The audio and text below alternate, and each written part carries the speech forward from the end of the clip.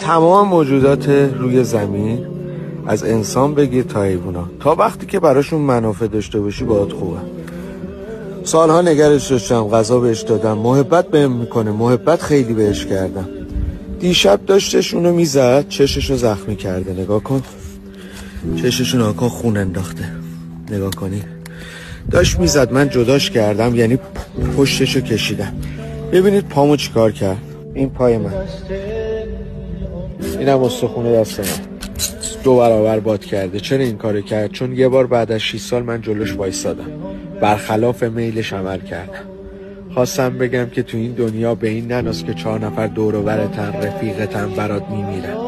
تو اینجا دوست و دشمن مشخص نمیشه، هر کسی تا جایی کنارت و همراهت میاد که براش منفعت داشته باشه.